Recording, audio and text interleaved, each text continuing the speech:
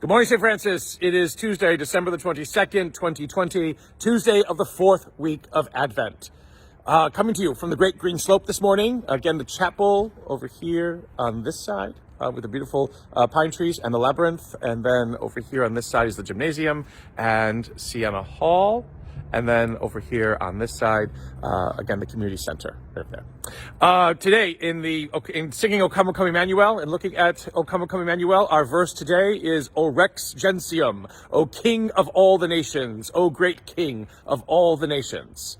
And what is it that this king does? Who is this king? Again, now this understanding comes out of the mouth of the Blessed Mother, comes out of the mouth of Mary, this 12 to 14-year-old girl. Who has been asked by God to do something incredible, to do something fantastic. This is the second half of the visitation in which Mary proclaims the Magnificat. My soul gives glory to the Lord, for he has shown favor to his lowly servant. But it isn't just about being lowly. It isn't just about being passive. It isn't just about being a flower pot for God to use. It is about revolution. Because as the Magnificat goes along, it is not a peaceful and quiet God. It is not a God of passivity. It is not a God who just watches things pass by, who is coming to be part of our life.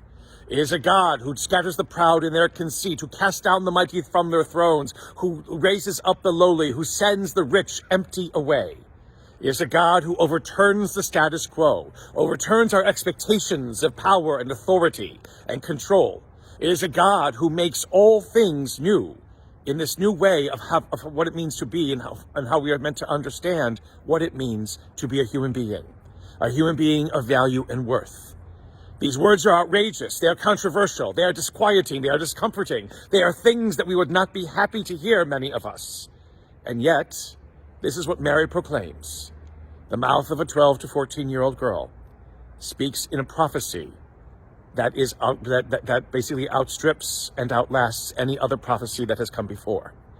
She speaks of a God who does the outrageous, a God who does the controversial, a God who does things that are incredible. And there's a God who comes to us, who takes this world and turns it on its head so that we might recognize what more this world can be and what more we are asked to be as believers in this world.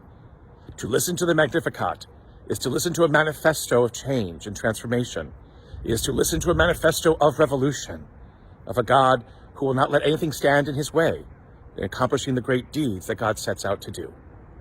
We are asked never to stand in that way as believers and allow basically God to work as God must in this world to bring it to its fulfillment. The birth of our Savior in a few days begins that fulfillment. And our Savior enables us to continue carrying it through with the spirit of healing and hope our Savior brings. May the Lord give you peace.